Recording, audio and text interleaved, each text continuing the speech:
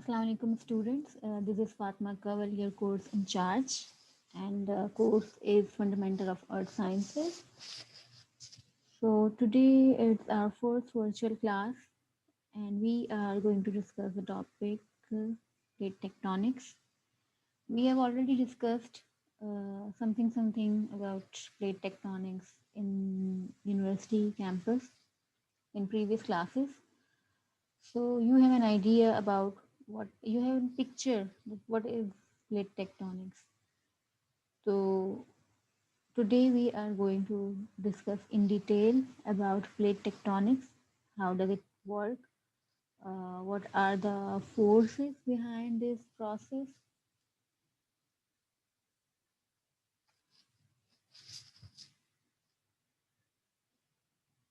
We will discuss the types of plate boundaries. अच्छा अगर beginning की बात करें थोड़ा बहुत आपको बताया है कि क्या होता है प्लेट टेक्टोनिक्स क्या है प्लेट्स कैसे बनी थी एंड एक्सेट्रा उसे हम प्रॉपर वे में डिस्कस कर लेते हैं ठीक है।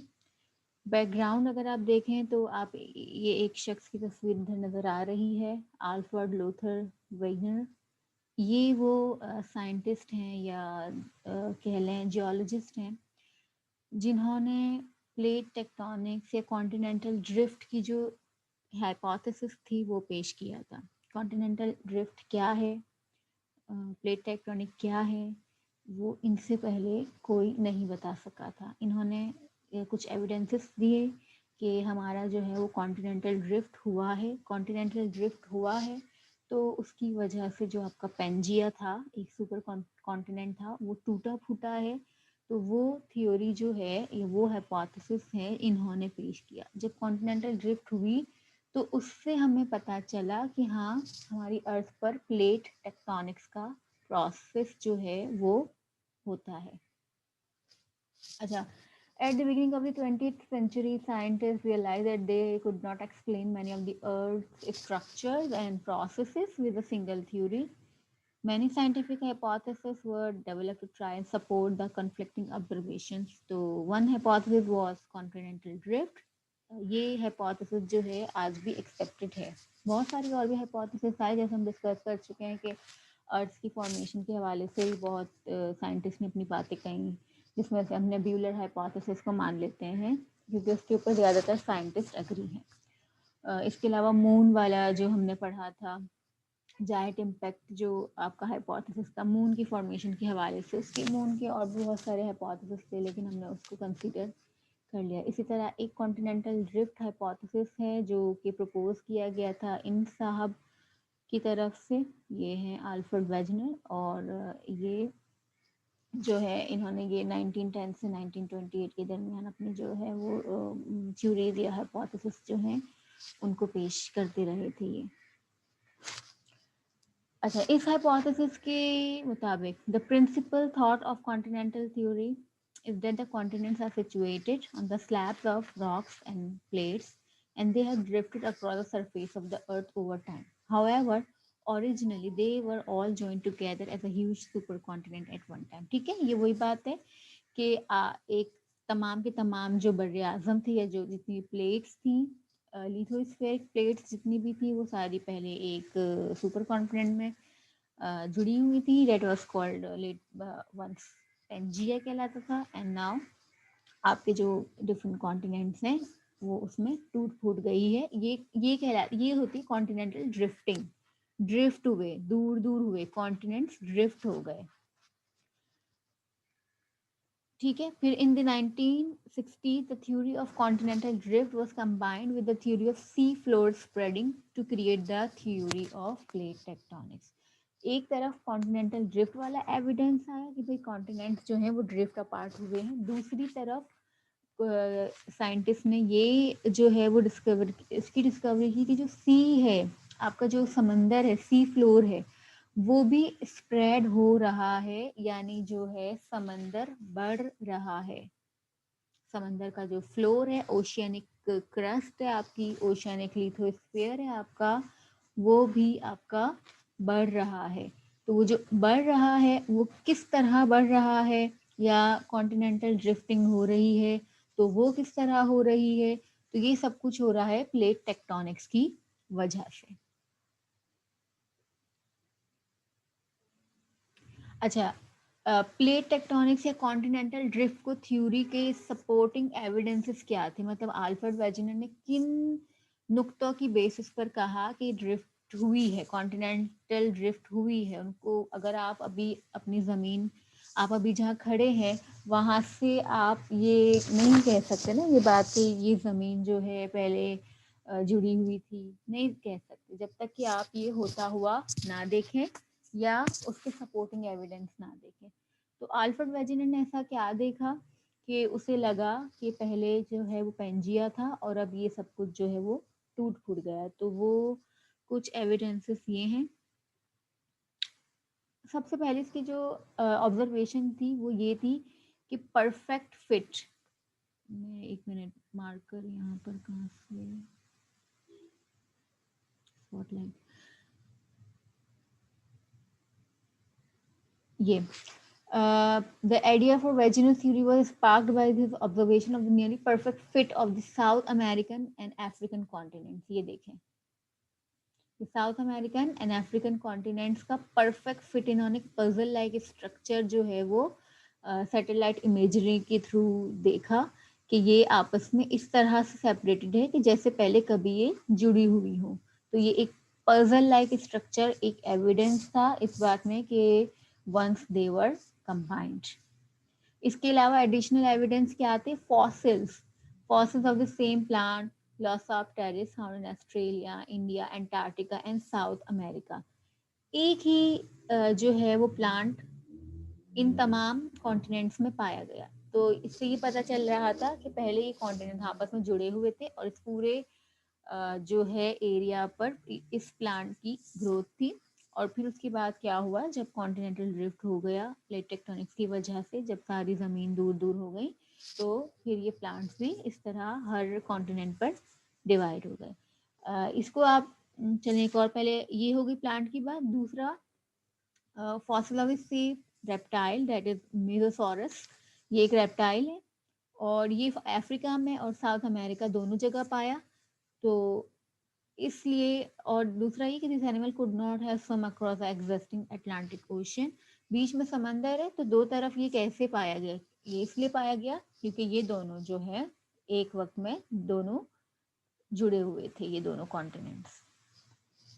ठीक है, ग्लेशियल डिपॉजिट्स। अच्छा, ये इसको इस तरह समझना स्टूडेंट कि आप इंडिया और पाकिस्तान है ना, इंडियंस एंड पाकिस्तानीज कितने सिमिलर दिखते हैं, क्यों दिखते हैं कि हम सब एक साथ एक ही बर आज़म पर रह रहे थे। अब कभी अगर ऐसा हो कि इंडिया और पाकिस्तान की तो जैसे बाउंड्रीज बन गई है, अब अगर ये बाउंड्रीज जो हैं किसी अर्थक्वेक की वजह से जो है वो ज़मीन अलग हो जाए और दो कॉन्टिनेंट्स मजीद उसमें हम डिवाइड हो जाएं और बीच में समंदर आ जाए, तो फिर क्या होगा, वहाँ भी आप जैसे ही लोग होंगे, इधर भी जो है उन जैसे लोग होंगे। तो क्यों है, क्योंकि वंस दे वर कंबाइंड, एक साथ रह रहे थे, एक ही बर आजम पर रह रहे थे और फिर बाद में ऐसे कुछ चेंजेस हुई कि ज़मीन तो अलहदा हो गई लेकिन ज़मीन पर बसने वाले प्लांट्स या रेप्टाइल्स या इंसान या जानवर या जो भी स्पीशीज है वो वही रहती हैं। Glacial deposits found in current warm climate and warm climate plants, the fossils found in what is now the Antarctic। ठीक है, आपकी इसके अलावा जो है अंटार्कटिक और आर्कटिक में ऐसी जो है वो फॉसिल्स पाए गए हैं जो कि इस तरह है कि वो एक उनको एक वार्म क्लाइमेट चाहिए होता था अकॉर्डिंग टू देयर रिक्वायरमेंट, जो उनकी रिक्वायरमेंट है उसके हिसाब से वो वार्म एटमॉस्फेयर में जो है वो नर्चर कर सकते थे। मगर हमें उसके फॉसिल कहाँ से मिले हैं, आर्कटिक से मिले हैं। It's an example. अभी तो ऐसे बहुत सारे आपके पास फॉसिल्स आ गए, ये तो एक एक की बात हमने यहाँ की हुई है। ये इनिशियल एविडेंसेस हैं जो अल्फ्रेड वेजिनर ने कलेक्शन जिसकी की थी या जिनकी बेसिस पर उसने ये थियोरी या हाइपोथेसिस दिया था। अभी तो ऐसे बहुत से फॉसिल हमें मिल गए हैं जिसमें हम ये कह सकते हैं कि ये जो प्लांट है ये इसका ओरिजिन ये है, लेकिन यहाँ भी पाया जा रहा है, तो इसका मतलब एक ही दिन पहले एक ही हिस्सा थे ज़मीन का। इसके अलावा nearly identical rock formation found on the east coast of US and the west coast of Europe and eastern South America and western Africa. अच्छा, इसके अलावा देखने में भी जो है आपके साहिली पट्टी जो होती है वो एक एग्जाम्पल है यहाँ पर कि east coast of US and west coast of Europe, ये सब कुछ आपस में एक जैसा है। यानी अगर आपका जो है बीच बीच जो अगर आप इसके देखें तो कैसा बीच है, मिसाल के तौर पर अगर यहाँ पर ब्लैकिश बीच है, ब्लैक सैंड है, तो दूसरी तरफ भी ब्लैक सैंड है, या रेड सैंड है तो दूसरी तरफ भी रेड सैंड है। तो बीच को देखकर या उनकी रॉक्स को देखकर ऐसा लगता है कि ये एक ही रॉक है और इसके अब दो हिस्से हो गए हैं, और दो हिस्से होने के बाद ये दूर दूर हो गए, बीच में पानी आ गया है। तो ये चीजें देखकर जो है अल्फ्रेड वेजेनर ने कहा कि कॉन्टिनेंटल ड्रिफ्टिंग हुई है।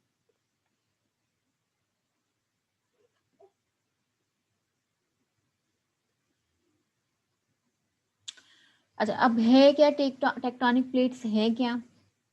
The earth is made up of three main layers. आपको हम डिस्कस कर चुके हैं कि core, the core is at the centre of the earth, ठीक है। मेंटल, कोर से ऊपर मेंटल है, ज्यादातर जो हिस्सा है अर्थ का वो मेंटल पर मुश्तमिल है।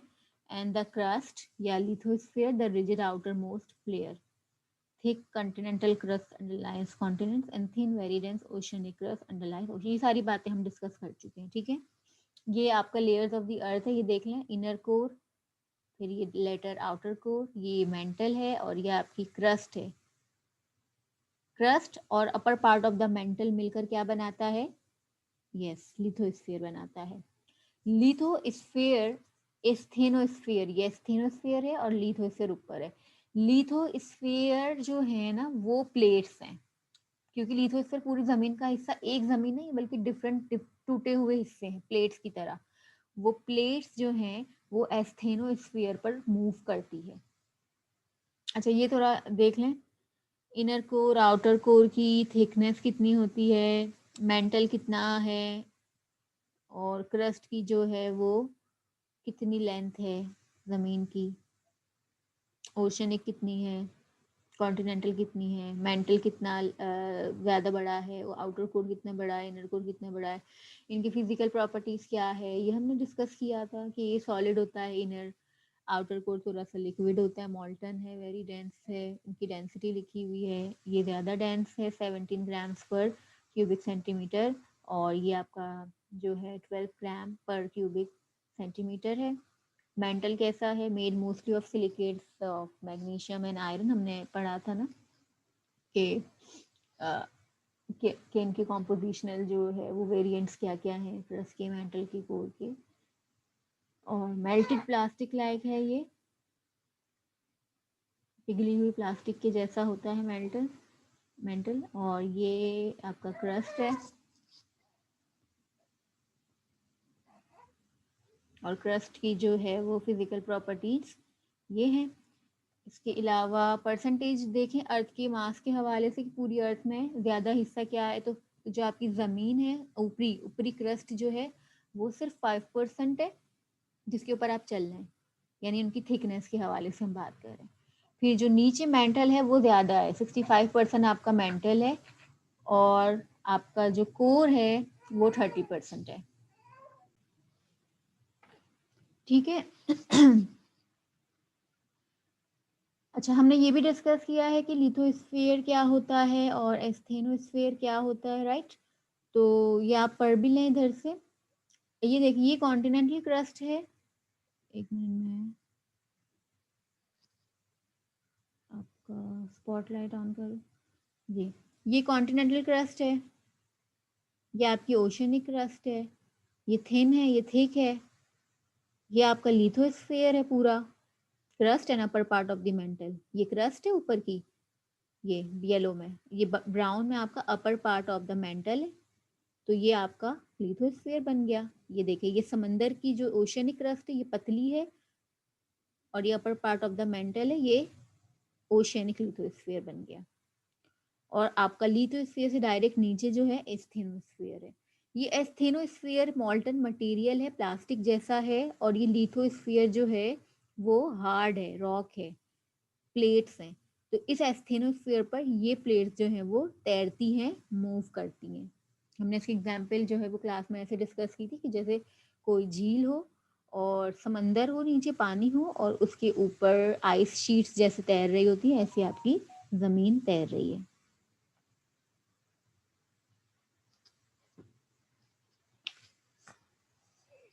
अच्छा, the earth crust consist of about dozen large slabs of rocks, ठीक है। और ये जो हमने बात की आपके जितने भी कॉन्टिनेंट्स हैं वो प्लेट्स जो हैं वो बहुत सारी हैं, तो वो प्लेट्स कहलाती हैं, ये जो रॉक्स के पीसेस हैं ये प्लेट्स कहलाती हैं और ये बहुत सारी हैं, कहीं 12 कहा गया है, कहीं 19 कहा गया है और बड़ी प्लेट्स भी हैं, छोटी भी हैं, हर तरह से हैं।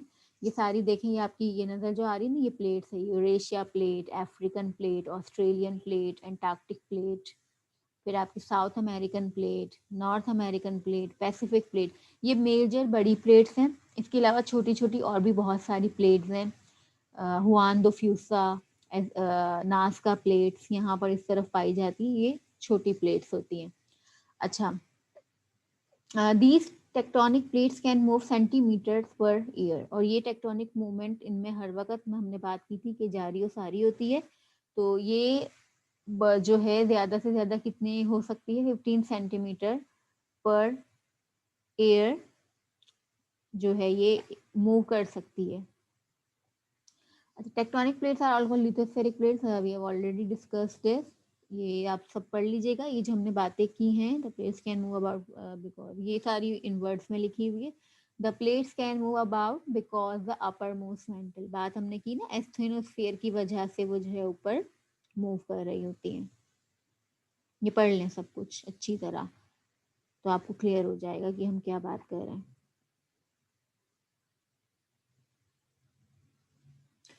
तो the word tectonics is of Greek origin, Greek जो है वर्ड है ये, और इसका मतलब है बनना, to build. The word tectonism refers to the deformation of the lithosphere, the this deformation most notably includes mountain building, ठीक है। टेक्टोनिज्म इसीलिए कह रहे हैं कि जो ऑलरेडी प्लेट्स हैं उनकी वजह से डिफॉर्म होकर नई प्लेट्स बनती है, नई रॉक बनती है और माउंटेन्स बनते हैं, सारी मूवमेंट होती है इसी टेक्टोनिज्म की वजह से या टेक्टोनिक प्लेट बाउंड्रीज की वजह से। अच्छा, ये वाला प्रोसेस हमने कन्वेक्शन का भी पढ़ा था, आप लोग फिर देख लें, ये रिटर्न में है, आपको ज़्यादा समझ में आएगा। हमने एक एग्जाम्पल डिस्कस की थी, रिमेंबर, कि कुछ बन रहा है, बॉईल हो रहा है, पक रहा है, चाय बन रही है या दूध बॉईल रख रहे हैं आप, तो क्या होता है, वही वाला जो है कन्वेक्शन का प्रोसेस आपकी टेक्टोनिक मूवमेंट्स को भी करवा रहा है। टेक्टोनिक प्लेट्स और lithospheric plates are constantly moving, being created and consumed simultaneously, ठीक है। The motion sometimes results in earthquake, volcanoes and mountain ranges. तो प्लेट बाउंड्रीज की वजह से ही सब कुछ हो रहा है, माउंटेन बन रहे हैं या earthquake आ रहा है या volcano हो रहा है, सब कुछ इसकी वजह से हो रहा है। Plate motion is driven by heat escaping from the mantle, ठीक है। ये देखें, अपवेलिंग का प्रोसेस है ये, गर्म, यहाँ जो हीट रेडियोएक्टिव मटेरियल मौजूद है और अर्थ की फॉर्मेशन की वजह से जो हीट यहाँ पर ट्रैप्ड हो गई थी, उसकी वजह से हीट करके जो आपके कंपोनेंट्स हैं, इधर एलिमेंट्स हैं, उनको हीट अप होकर वो हल्के हो जाते हैं डेंसिटी में, वो ऊपर चले जाते हैं, ऊपर जाने के बाद ठंडे होते हैं, तो डेंसिटी बढ़ जाती है ठंडा होने पर और वो नीचे गिर जाते हैं, down welding.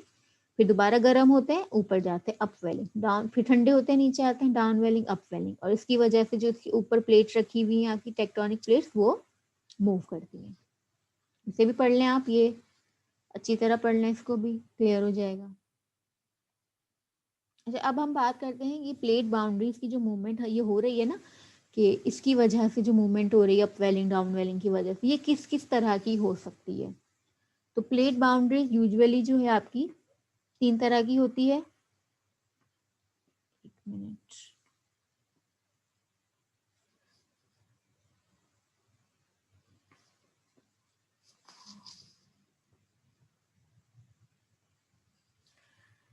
so there are 3 basic ways that plates interact with one another. Each of these plate boundaries has a potential to create different geological features. अब जिस तरह की मूवमेंट होगी, मूवमेंट बताएगी रिजल्ट, ठीक है। जो रिजल्ट क्या है कि क्या बना, अगर माउंटेन बना कहीं पर तो वो किस प्लेट बाउंड्री मूवमेंट की वजह से बना, अगर वॉल्केनो बना तो वो किस प्लेट बाउंड्री मूवमेंट की वजह से बना, अगर आइलैंड कहीं बना तो वो क्यों बना, ठीक है, कहीं लावा इरप्ट हुआ तो वो किस प्लेट बाउंड्री की वजह से हुआ। तो यूजुअली 3 तरह से आपकी जो है वो मूवमेंट होती है, एक होती है कन्वर्जन बाउंड्री कहलाती है, एक आपकी डाइवर्जेंट बाउंड्री कहलाती है, और एक आपकी ट्रांसफॉर्म बाउंड्री कहलाती है। तो ये 3 तरह की आपकी बाउंड्रीज होती है, conversion, diversion and transform boundary movement कहलाती हैं ये। कन्वर्जन बाउंड्री कब होती है?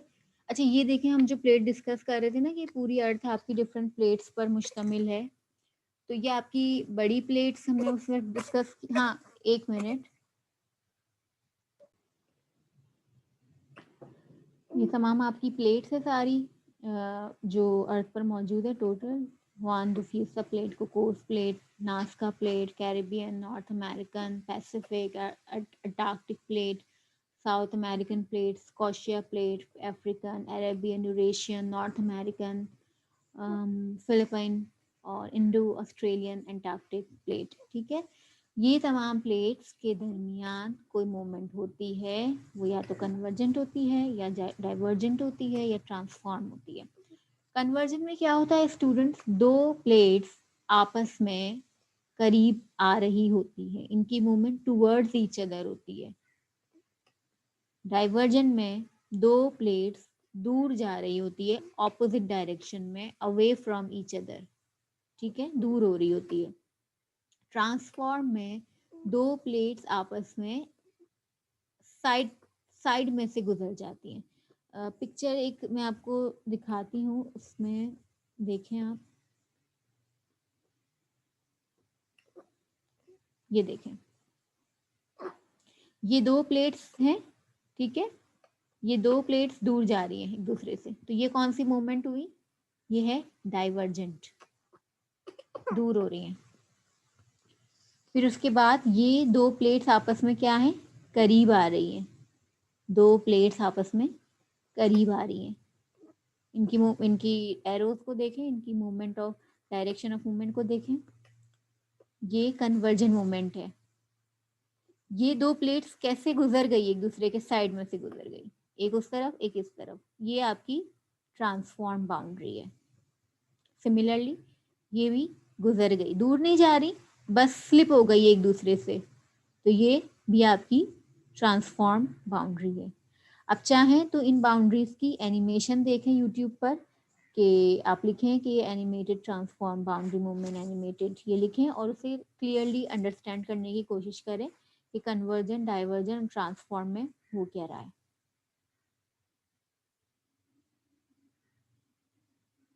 अब वो प्रोडक्ट्स की बात करते हैं कि जब ये होगा तो आपको जियोलॉजिकल फीचर क्या मिलेगा, नतीजतन आपको क्या मिलेगा।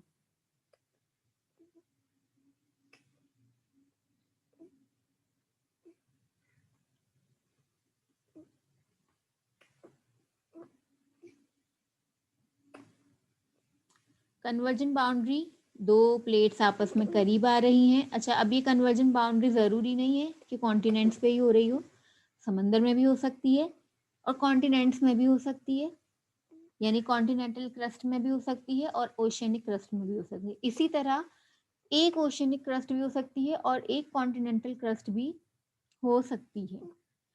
इसको आसान बनाने के लिए अगर मैं बात करूं, कॉन्टिनेंटल और कॉन्टिनेंटल क्रस्ट में कोलिजन हो, कॉन्टिनेंट की क्रस्ट और दूसरी भी कॉन्टिनेंट की क्रस्ट आपस में करीब आए, कन्वर्जेंट हो, कोलिजन हो, तो वो उसका प्रोडक्ट क्या होगा, क्या फॉर्म होंगे, आपके पहाड़ बनेंगे, माउंटेन्स फॉर्मेशन होगी।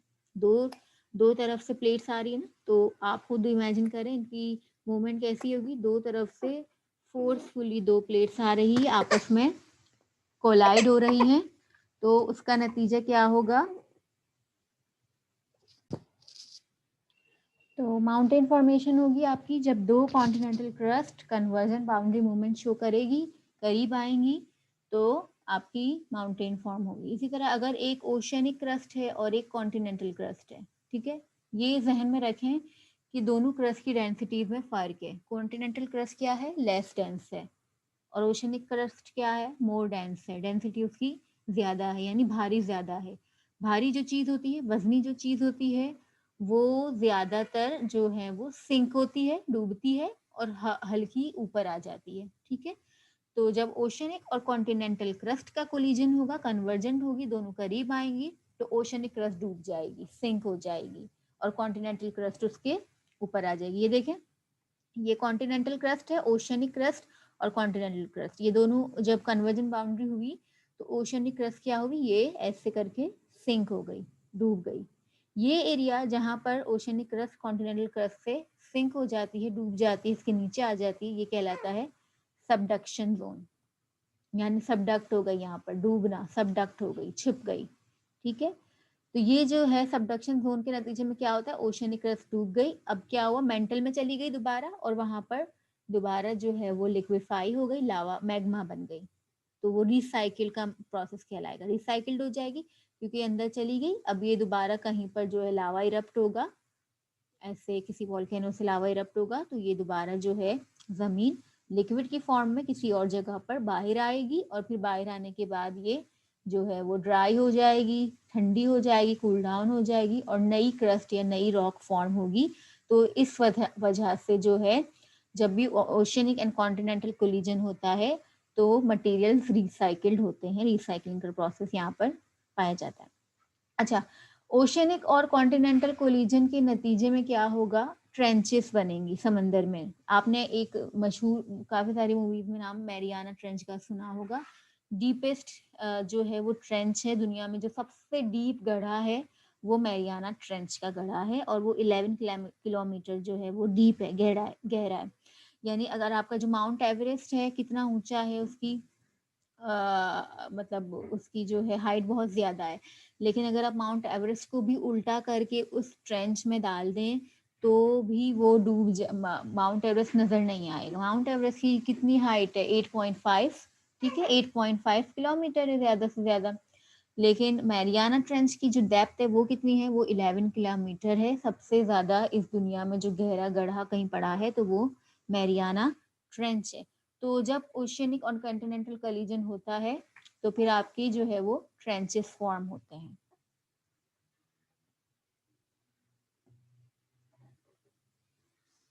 कॉन्टिनेंटल कॉन्टिनेंटल कोलिजन की हमने बात की, तो आपके हिमालयन, एपोलेशियन माउंटेन्स की चेन, ये जितने भी बड़े बड़े आपके पहाड़ी सिलसिले हैं वो किसके नतीजे में बनते हैं, जब दो प्लेट्स कोलाइड करती है। If two continental plates collide, mountain building usually takes place because they are both relatively low and density. दोनों की जो है वो डेंसिटी बराबर होती है, तो बराबर की टक्कर होती है, जिसके नतीजे में आपके पहाड़ों की फॉर्मेशन हो जाती है। Earthquake activity at these boundaries is common. जाहिर सी बात है, जब दो जमीनें आपस में टकराएंगी तो आपका उधर अर्थक्वेक भी फॉर्म होगा। जब ओशियनिक और ओशियनिक प्लेट्स की कोलिजन होगी स्टूडेंट्स, दो प्लेट्स जो हैं दोनों ओशियनिक हैं, तो फिर इसमें से जो ज़्यादा पुरानी होगी, जिसकी एज ज़्यादा होगी, जिस क्रस्ट की, वो डूब जाएगी, सबडक्ट हो जाएगी, मेंटल में चली जाएगी, और फिर वहां पर जो है वो दोबारा कहीं पर इरप्ट होगी, और इस तरह आपके समंदर के अंदर, क्योंकि ये ओशियनिक क्रस्ट है तो ये हो रहा है ओशंस के अंदर, तो वहां पर आपके जो है कहीं ना कहीं से लावा इरप्ट होगा, और आपके वहां पर नई जमीनें बनेंगी, आप कह लें आइलैंड्स बनेंगे, उधर आइलैंड आर्क बनेगा, आपको बहुत सारे आइलैंड्स मिलेंगे जब आपके ओशनिक एंड ओशनिक क्रस्ट की कोलिजन होगी, कन्वर्जन बाउंड्री होगी। इसके अलावा डीप सी माउंटेन्स भी बन सकते हैं, जब दोनों ही आपकी ओशनिक, दोनों ही प्लेट्स की जो है वो डेंसिटी सेम हो, दोनों की एज सेम हो, और दोनों कोलाइड हो रही हो, कन्वर्ज हो रही हो, तो जो पहाड़ समंदरों के अंदर बनते हैं वो इस नतीजे में बनते हैं।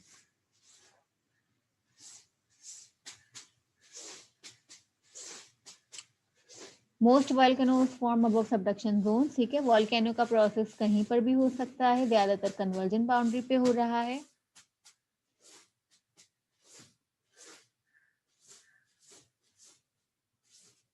ये सारे आपके वॉल्केनिक जोन्स हैं समंदर के साथ।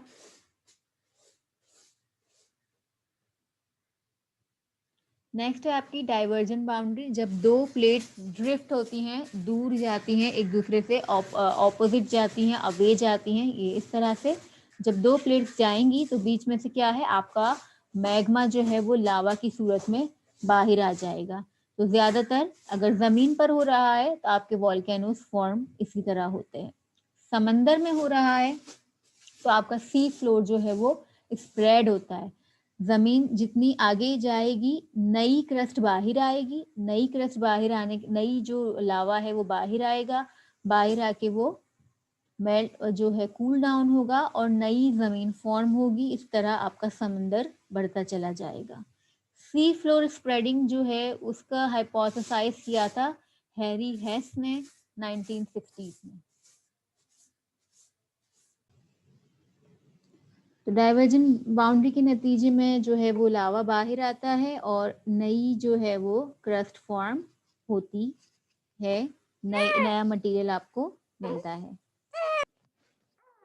ट्रांसफॉर्म बाउंड्री में आपकी जो दो प्लेट्स हैं वो स्लाइड अपार्ट और जो है वो मूव करती हैं, आपस में से गुजर जाती हैं।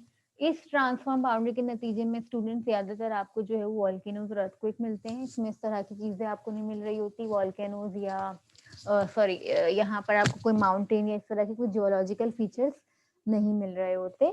आपको ज्यादातर यहाँ पर अर्थक्वेक्स मिल रहे होते हैं इनकी वजह से। ये जो मोमेंट्स है ट्रांसफॉर्म और डाइवर्जन एंड कन्वर्जन, ये एक तरह, अगर हम कन्वर्जन बाउंड्री की बात करें तो एक डिस्ट्रक्टिव टाइप की मूवमेंट है, क्योंकि दो प्लेट्स आपस में आके टकराती हैं तो तोड़ फोड़ होती है, ठीक है, कुछ नया नहीं बन रहा होता, तो ये डिस्ट्रक्टिव टाइप में आएगी। अगर हम बात करें डाइवर्जन की, तो डाइवर्जन में क्या होता है, दो प्लेट्स मूव अपार्ट करती हैं तो नया मटेरियल नीचे से ऊपर आता है और फिर जो है वो सेटल्ड होता है, कूल्ड होता है, आपको नया मटेरियल मिलता है, नई क्रस्ट मिलती है। तो इसको हम कंस्ट्रक्शन में रखते हैं कि ये construction type of plant boundary movement है, प्लेट बाउंड्री मूवमेंट है, जिसमें आपको जो है वो नई चीजें मिल रही है, तो ये आपकी कंस्ट्रक्शन में आएगी। ट्रांसफॉर्म बाउंड्री में आपको कुछ नहीं मिल रहा और कुछ जा भी नहीं रहा, जियोलॉजिकल फीचर की बात कर रही हूँ, तो इसलिए ये एक कंजर्वेटिव टाइप की मूवमेंट है, neither destruction nor construction. San Andreas fault California में जो है वो एक सबसे बड़ा ट्रांसफॉर्म की वजह से एक फॉल्ट लाइन बनी है। दो प्लेट, जब आप खुद इमेजिन करें, दो प्लेट्स अगर आपस में मूव कर जाएगी तो बीच में किस तरह का जो है वो गड़ा आपको नजर आएगा। तो वो सैन एंड्रियस फॉल्ट एक बहुत मशहूर फॉल्ट है, ये पिक्चर में भी आप देख सकते हैं, aerial photo San Andreas fault की, जिसमें आपको बिल्कुल साफ नजर आएगा कि दो प्लेट्स किस तरह से मूव अपार्ट हुई। ठीक है स्टूडेंट, तो ये था आपका प्लेट टेक्टोनिक्स का टॉपिक था जिसको हमने आज कवर किया है। इसके नोट्स मैं आपको प्रोवाइड कर दूंगी। Thank you class.